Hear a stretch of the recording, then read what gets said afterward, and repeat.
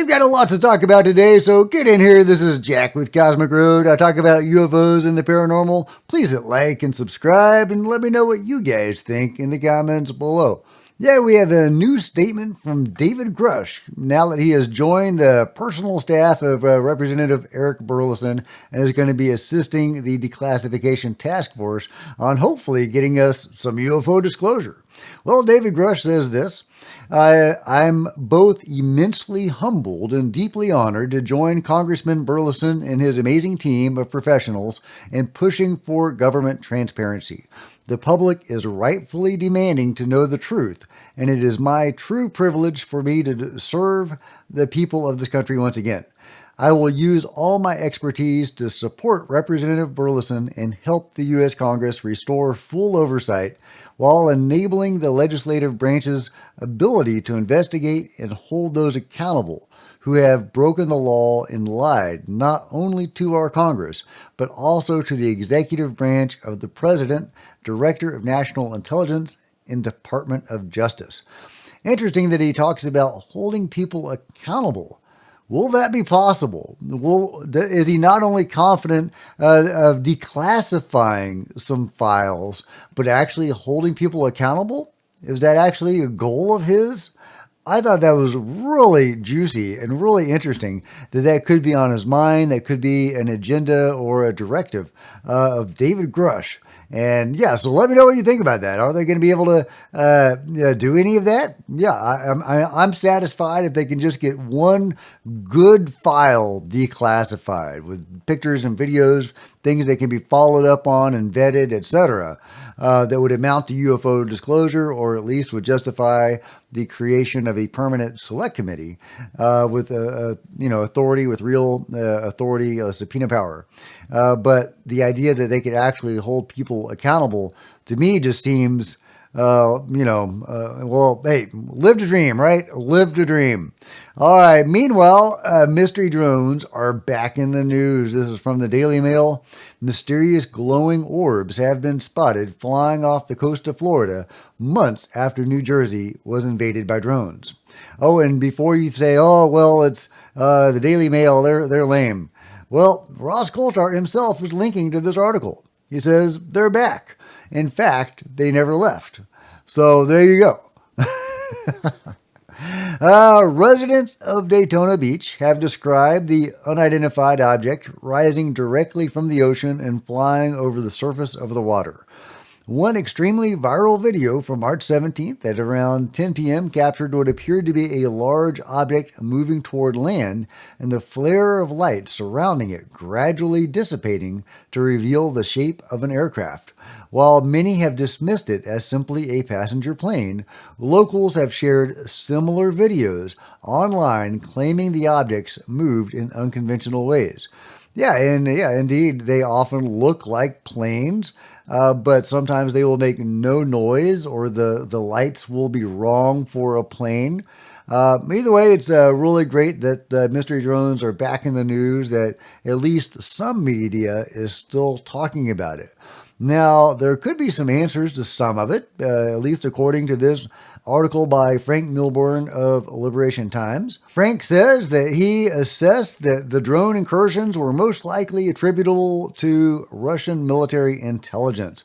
And he goes on, according to the piece, the investigation revealed that an individual who over the last year has regularly been present in the Russian embassy in Germany flew into Britain in early May and was just meters from the perimeter of RAF Mildenhall during the November drone incursions.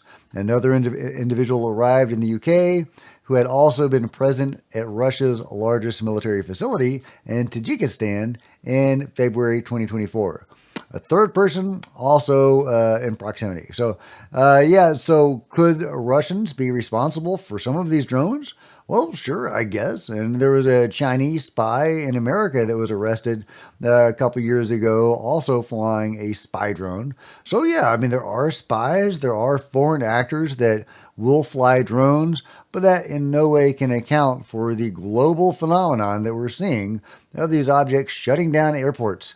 A Russian or Chinese spy would not be so brazen to fly a drone over an airport or a military installation that would then force that installation to shut down or to relocate jets. To think that is pretty out there. So this is not what we're seeing. That is not the answer to the mystery drones, but this narrative might continue to persist. We'll see if this gains any traction, that the responsible party behind the mystery drones are Russian or Chinese spies. Again, there are Russian and Chinese spies, and of course, no surprise that they may be flying drones, but that's not the answer to the mystery drones. Meanwhile, getting back to the declassification task force, Dean Johnson says the Federal Secrets Task Force has their first hearing on April 1st. The task force on the declassification of federal secrets of the House Oversight Committee will hold its first public hearing on Tuesday, April 1st, on the JFK files. Now, it's kind of unfortunate that it's going to be on April 1st. Obviously, that's April Fool's Day. You know, maybe not the best day to hold this hearing, guys. But there you go. They're doing it on April 1st about the JFK files. Meanwhile, we've got to talk about Michael Herrera's amazing interview on Jesse Michaels. Now, I'll be sharing more clips of his interview because he had some really fascinating stuff to say. But first, every time I talk about Michael Herrera, I always get people complaining, oh, well, he's been debunked. Well, no, he hasn't been debunked. Nathan, his team leader, who has been speaking out against Michael, wasn't even on the mission. And he has these texts that I may have shared with you before, that from other people on his team that were on the mission, and these individuals are refusing to come forward publicly. But the texts reveal that, yeah, there's something to talk about. So, he said, one individual says, hey man, this is asking too much of me and it's not worth the risk. And talking about coming forward and supporting Michael and his story. My family and military career far exceed anything you're asking of me. It's not worth my life or jeopardizing my family. Now, if all of this is true, you have to realize what courage Michael and Jake Barber and all the others have in coming forward. To get back to the text, I know we go way back, but this is asking too much. You need to get out of whatever you are in and don't get me involved. So, yeah, this isn't some guy saying, hey, Mike, you're crazy, stop making stuff up.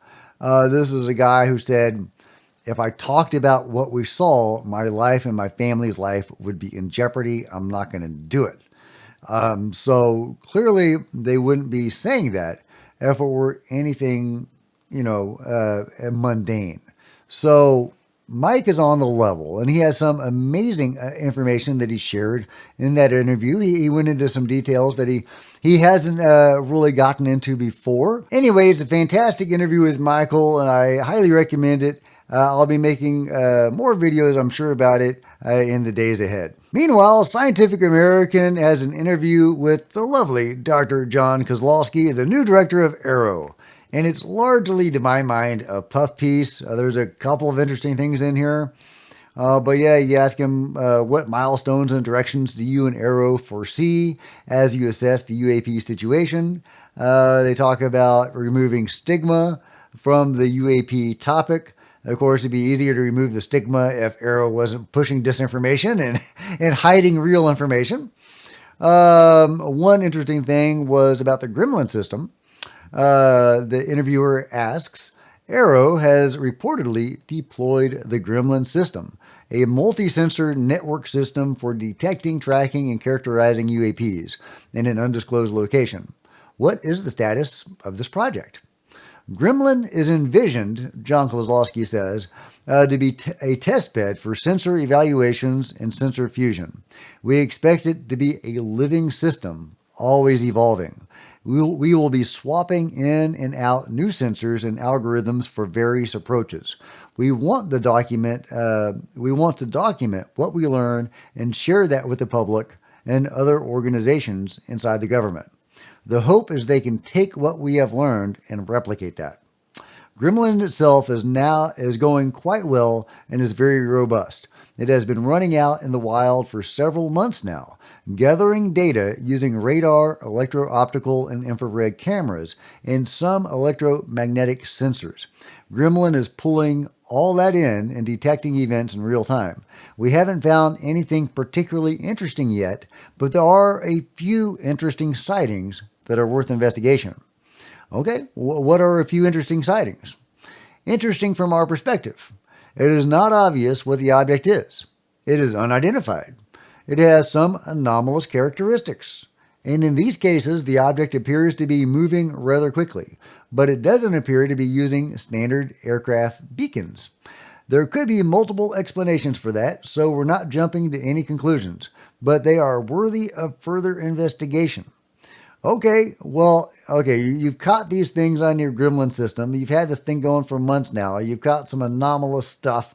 Why haven't you shared them with the public? You talk about transparency. You say you want to share this with the public and other organizations inside the government. Have you done that? You haven't shared boo with the public. I don't know about other government organizations. You haven't shared jack with the public. So I'll believe you a little bit more when you actually share some of these anomalous videos and sensor data with the public.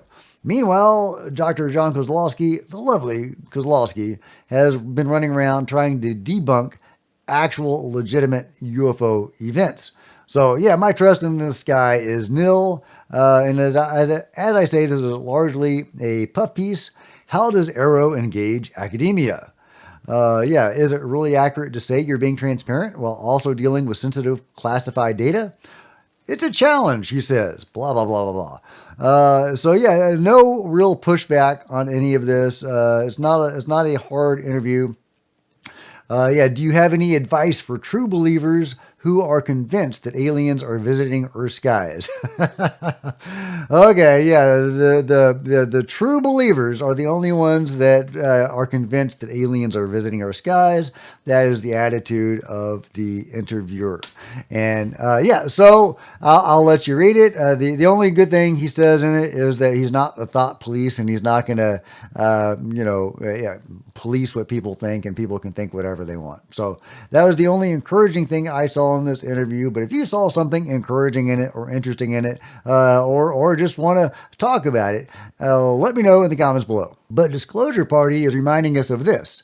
When the U.S. government refuses to follow UFO declassification laws that were passed by Congress, it is the duty of institutions like the FBI and the Justice Department to respond and address legal non-compliance. This is especially urgent in the case of AARO, which is currently failing to comply with its legal obligation, which requires the U.S. government to disclose any current or previous efforts to manipulate public opinion on UAPs. And there you go. AARO is required to report on manipulation of public opinion. Well, instead of reporting on it, they're doing it. Meanwhile, check out this cool UFO video shared by Wixie. This is possibly taken in China. We're not sure where this was taken. Is this legit? Is this on the level? Who knows? Who knows? Looks pretty good. Looks pretty cool. Of course, it's just kind of hanging there. I'm not seeing it do any fancy maneuvers. It could just be a light fixture or something. But it does get more interesting. Wait for it. Wait for it. There we go. It's got a beam coming out of it. It's got to be fake, right? It's got to be fake. Too good to be true. Or maybe it's an art project or something like that, Pretty cool, though. Pretty cool sighting, guys. I like it. I like it. Even if it's BS, I like it. Chumble sent me a cool UFO video from Malachi Corley. Say whatever you want. This object was legitimately up in the sky for over 30 minutes. I watched it. I stopped watching for about 2 minutes and looked up and it was gone.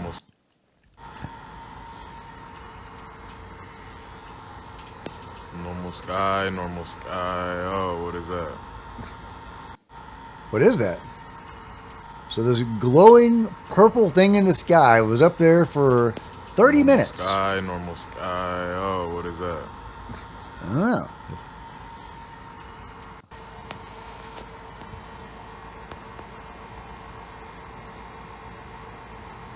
Pretty cool. Glowing purple thing with... That was kind of interesting. Has these features right there. It looks like a comb.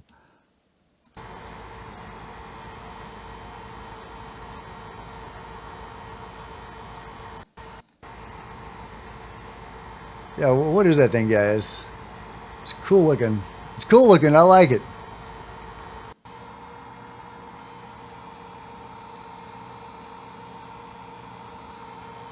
Maybe is that being shown onto the cloud? Is that a laser light show kind of thing? But why just in that one tiny area? Yeah, it could be a projection. Could totally be a projection. Maybe. But the light kind of looks like it's coming from within the cloud. I don't know. I don't know. Same spot. Nothing up there. Crazy. Yeah, suddenly it went away. All right, so what do you think about this very interesting sighting of this purple thing? Oh, and thanks, Jumbles, for sending this to me. Oh, I wanted to share this. I shared this some time ago. This is an interesting text chain between Chris Mellon and an unnamed official in D.C., but this kind of ties into the story, the Eric Davis information when he was talking about Eisenhower signing a presidential order, a PEDS, back in the 50s to suppress UFO information. So, okay, let me just read the text chain. Well, let's just go to the relevant part here. From the senior USG official, right now we haven't gone that far back. We're dealing with the recovered UAP that landed in Kingman, Arizona in the 50s. We're vacuuming up info as redacted gets read in. We now know the government or the management structure and security control systems in ownership of the crash retrievals. We also know who recovers landed or crashed UAPs under what authorities. We also know that a still highly classified memo by a Secretary of the Air Force in the 50s is still in effect to maintain the cover on UAPs. Now, I thought that was really interesting because the Eric Davis information about the PEDS and the Eisenhower directive is also from the 50s, but the cover-up in that scenario is coming from the executive branch. So this is a separate cover-up, or is it the same cover-up that in this case is covering from the Air Force? So either way, if this information is correct, we may have multiple agencies or groups, factions, covering this stuff up. What other factions have issued mandates to cover up the UFO topic? Meanwhile, getting back to the mystery under the Giza plateau, under the Khafre pyramid, Jay Anderson says, do you have any idea how many locked underground entrances are on the Giza plateau? They are everywhere. And he gives some examples here. And yeah, there's definitely stuff under there. We know there's chambers within and below the Sphinx, for example, that they won't allow people into. They won't even allow researchers with qualified researchers into those places. So yeah, there's definitely secrets in the Giza plateau. Absolutely, the establishment is keeping secrets in the Giza plateau. Is one of those secrets a giant underground structure under Khafre, or perhaps that was just newly discovered? Either way, I think that this is a good point from Jimmy Corsetti, who says a major red flag involving the alleged pyramid discovery is the omission of the water table beneath the Giza pyramids. Remember when Mr. Beast swam in it? I think Mr. Beast swam in the water under the Great Pyramid, not the Khafre Pyramid, but it would extend under the whole plateau. So it's a good point. I would love to see the researchers of the underground structure beneath the Khafre Pyramid address the issue of the water table and why that was not showing up on their scans. Or maybe it was, and we just haven't interpreted it correctly. Last but not least, the Feigen says an experiment in which 1,000 degrees Celsius iron ball was placed on the skin of a discarded pineapple. Okay, I'll bite. What's going to happen?